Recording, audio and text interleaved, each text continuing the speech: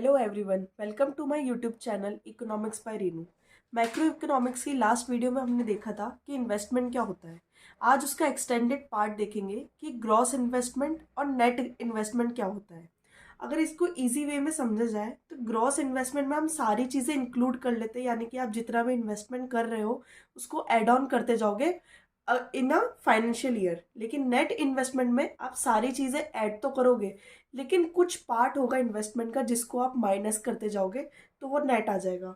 इसको और easy way में समझने के लिए सेल्स और प्रॉफिट का एग्जांपल ले सकते हैं। सेल्स के अंदर आप सारी चीज़ों का सेल्स इंक्लूड कर लेते हो, मतलब आपने एक फाइनेंशियल ईयर में जितना भी सामान बेचा है और आपको जितना रेवेन्यू मिला है उस सबको आप ऐड कर लेते हो। लेकिन जब आप प्रॉफिट निकालते हो तो प्रॉफिट निकालने के लिए आप बहुत सारी चीज़ें माइनस करते हो कि आपने किसको कितना पेमेंट करा है, किसको कितना रेंट दिया है, उन सबको माइनस करके फिर आप प्रॉफिट निकालते हो।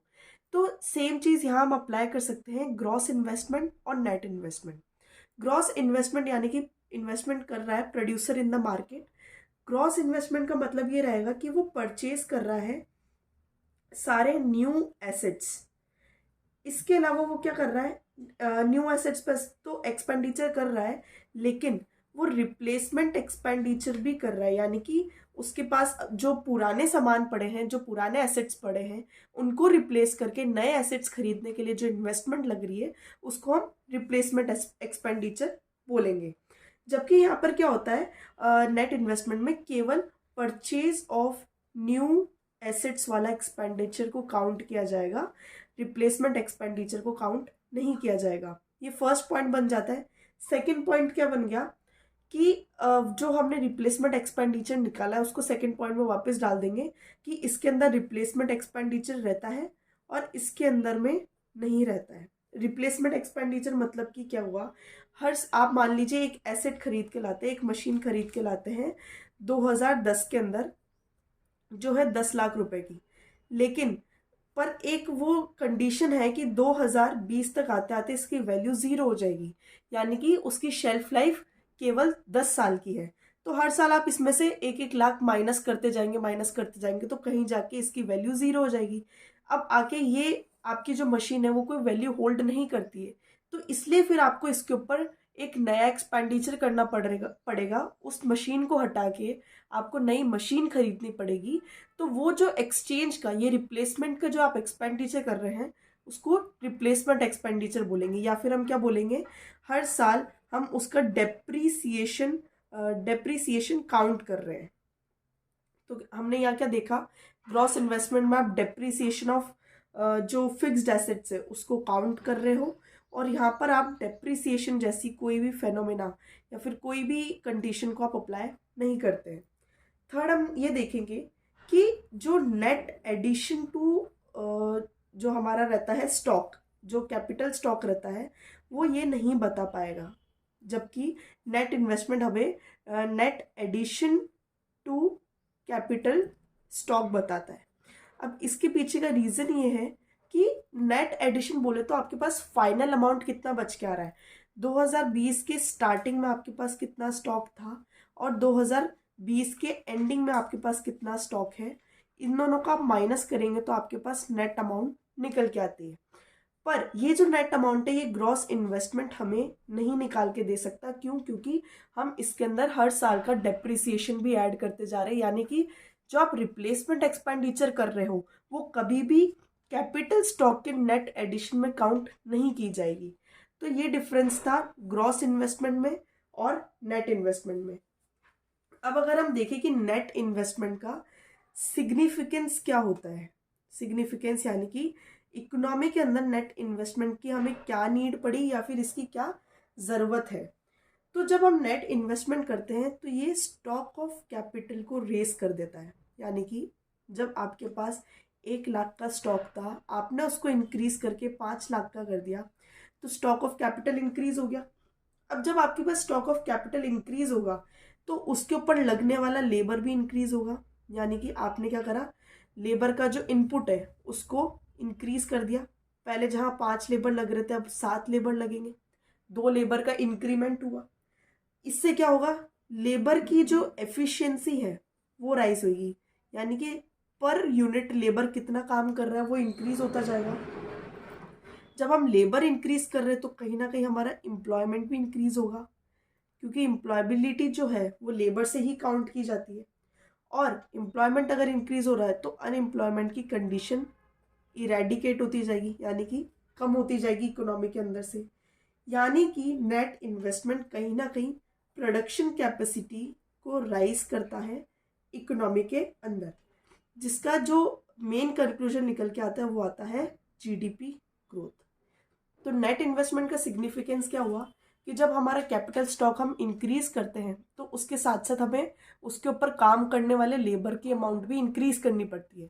हमने लेबर की अमाउंट इंक्रीज करी, एम्प्लॉयमेंट इंक्रीज होगा। एम्प्लॉयमेंट जैसे इंक्रीज हुआ तो हमारी प्रोडक्शन कैपेसिटी भी इंक्रीज हो रही है, क्योंकि पहले 1 लाख वाली जो मशीन थी हमारे पास में, उससे हम 10 यूनिट्स बना पा रहे थे। अब 5 लाख वाली मशीन से हम 50 यूनिट बना पा रहे हैं, यानी कि हमारी प्रोडक्शन कैपेसिटी इंक्रीज हो गई। और हमारा जब प्रोडक्शन इंक्रीज होगा तो जो हमने पहले पढ़ा था कि गुड्स एंड सर्विसेज की जितनी भी अमाउंट हम सेल करते हैं, परचेज करते हैं, वो जीडीपी कैलकुलेशन के अंदर काउंट की जाती है। उसके बाद कंसेप्ट आता है डेप्रिसिएशन का, जो हमने यहाँ देखा था रिप्लेसमेंट एक्सपेंडिचर, उसको हम डेप्रिसिएशन बोलेंगे। डेप्रिसिएशन हमेशा फिक्स्ड एसेट्स पर लगाया जाता है, क्योंकि ये लंबे टाइम तक चलने वाले एसेट्स होते हैं, 20-30 साल तक चलते हैं। अब इनकी वैल्यू कभी कभी डाउन जाएगी, यानी कि जो एसेट्स है आपने एक साल 2020 में जो वैल्यू थी, ज़रूरी नहीं है कि 2030 में उसकी वो वैल्यू रहे मशीन्स की, यानी कि फिक्स्ड एसेट्स की। तो उसकी जो वैल्यू है वो कम होती जा रही कम होती जा रही है। उसके क्या रीजंस हो सकते हैं? या तो उसमें नॉर्मल वियर एंड टीयर हुआ है, यानी कि जो आपके पास मशीन्स है उसमें कहीं खराबी आ गई, कहीं स्क्रैचेस आ गए, कुछ पार्ट उसका ब्रेक हो गया है जो आपकी प्रोडक्शन में आपको दिक्कत दे रहा है, तो वो नॉर्मल वियर एंड टीयर में काउंट होगा। Second, accidental damages. Accidental damages यानी कि वापस वही चीज़ कि प्रोडक्शन करते टाइम उस टाइम पे कोई खराबी आ गई मशीन में, यानी कि एकदम से जो वो शॉर्टेज ऑफ सप्लाई आ जाती है उसकी वजह से अंदर की मशीन की वायरिंग में दिक्कत आने लग जाती है, वो एक्सीडेंटल डैमेजेस में काउंट होगा। तो कहीं ना कहीं जब ये सारी चीज़ें हैं, नॉर्मल वियर एंड टीयर हो गई, एक्सीडेंटल डैमेजेस हो गए, उसकी वजह से हमारे पास जो लॉस हो रहा है, लॉस ऑफ फिक्स्ड एसेट्स, उसको हम क्या बोलेंगे? डेप्रिसिएशन। तो डेप्रिसिएशन वर्ड आते ही दिमाग में ये आना चाहिए कि हमारे पास लॉस हो रहा है, और लॉस किसका हो रहा है? फिक्स्ड एसेट्स का हो रहा है। ठीक है, थर्ड पॉइंट हम यहाँ पे क्या लेंगे? Expected obsolescence. एक्सपेक्टेड ऑब्सोलिसेंस का मतलब क्या होगा कि जब आपके पास चेंज इन टेक्नोलॉजी या फिर चेंज इन डिमांड की वजह से डेप्रिसिएशन आ गया हो, तो उसको हम कहेंगे एक्सपेक्टेड ऑब्सोलिसेंस। डेप्रिसिएशन को हम एक चीज़ से और जानते हैं, consumption of fixed capital.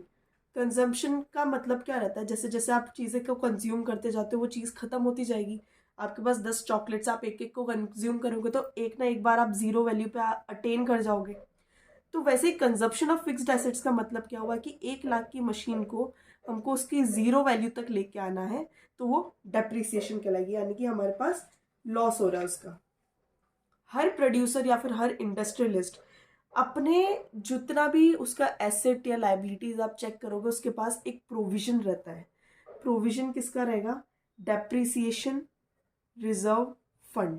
Depreciation reserve fund यानी कि आप मान लीजिए हर साल आप एक गुल्लक बना के रखते हैं, या फिर आप एक मटका रख लीजिए जिसके अंदर उसको पता है कि हाँ, हर साल मुझे इसके अंदर 1 लाख रुपए का डालना है, क्योंकि 10 साल बाद मुझे डेप्रिसिएशन की वैल्यू के इक्विवेलेंट एक एसेट खरीद के लानी है। डेप्रिसिएशन रिजर्व फंड क्यों रखा जाता है? ताकि जो लॉस की कंडीशन है उससे बचा जा सके, क्योंकि हर इंडस्ट्रियलिस्ट या हर प्रोड्यूसर को पता रहता है एक स्टेबुलेटेड टाइम के बाद में उसको नई एसेट खरीदनी पड़ेगी, क्योंकि हर एसेट पे डेप्रिसिएशन लग रहा है। ठीक है, तो जो डेप्रिसिएशन रिजर्व फंड है उसका काम क्या हुआ? Replacement of investment. Replacement investment के लिए काम आएगा ये। अब lack of depreciation reserve fund अगर हमारे पास होता है तो यानी कि हम रिप्लेसमेंट इन्वेस्टमेंट नहीं कर पाएंगे। उसकी वजह से क्या होगा? जो हमारी ओवरऑल इन्वेस्टमेंट है इकोनॉमी की, वो फॉल हो जाएगी। यानी कि आप अगर नई एसेट नहीं खरीद पा रहे हैं, अगर कोई प्रोड्यूसर है वो नया एसेट नहीं खरीद पा रहा है, तो वो उस इकोनॉमी के लिए एक नेगेटिव पार्ट बन जाता है। क्यों? क्योंकि अगर इकोनॉमी में नई एसेट नहीं आएगी तो प्रोडक्शन लेवल नहीं आएगा। इसकी वजह से क्या हो रहा है, हमारा लेवल ऑफ आउटपुट यानी कि जो प्रोडक्शन कैपेसिटी है वो फॉल होती जा रही है। लेवल ऑफ आउटपुट फॉल होगा तो अगर मान लीजिए पहले मैं 10 यूनिट प्रोड्यूस कर रही थी, अब मैं केवल 5 यूनिट प्रोड्यूस कर रही हूँ। 10 यूनिट प्रोड्यूस करने के लिए मुझे 5 लेबर लग रहे थे, 5 यूनिट प्रोड्यूस करने के लिए मुझे 2 ही लेबर लग रहे हैं, तो मैं उन 3 लेबर को हटा दूंगी। इससे क्या होगा, एम्प्लॉयमेंट मेरा डिक्रीज हो गया, जो लेबर है वो अनएम्प्लॉयमेंट वाली कंडीशन में आ जाएंगे वापस। फिर इससे क्या होगा, एम्प्लॉयमेंट डिक्रीज हो रहा है तो इनकम भी डिक्रीज हो रही है। सारी चीज़ें अगर फॉल करेगी तो जो इकोनॉमी है वो स्लो डाउन पे आ जाएगी। इकोनॉमी अगर स्लो डाउन में आई तो फिर इकोनॉमी आ जाती है लो लेवल इक्विलिब्रियम ट्रैप के ऊपर। ये लो लेवल इक्विलिब्रियम ट्रैप क्या होता है, a situation when low income causes low demand, low demand causes low output and once again low income. देखिए जब आपके पास लो इनकम होती है तो आप जो आपकी डिमांड है उसको डिक्रीज कर देते हैं। यानी कि जब एक लेबर था वो 20,000 रुपया कमा रहा था तो वो बहुत सारी चीज़ें खरीद रहा था, लेकिन अब वो अनएम्प्लॉयड हो गया, उसके पास केवल 10,000 रुपये बचे, तो वो अपनी काफ़ी चीज़ों की डिमांड को डिक्रीज कर देगा। क्यों? क्योंकि उसके पास पैसा कम है। वो सोचेगा उसके पास जितना पैसा है वो लॉन्ग टर्म चल पाए, तो डिमांड को कट ऑफ करता जाएगा। अगर डिमांड कम होगी तो जो आउटपुट लेवल है प्रोड्यूसर वो भी कम कर देगा, क्योंकि अगर मार्केट में डिमांड नहीं है तो सप्लाई रख के क्या करना। जब लेवल ऑफ आउटपुट कम हो गया तो वापस क्या होगा, जो जो वो प्रोड्यूसर है वो लोगों को, जो उसके पास लेबर्स है उनको लो इनकम देगा।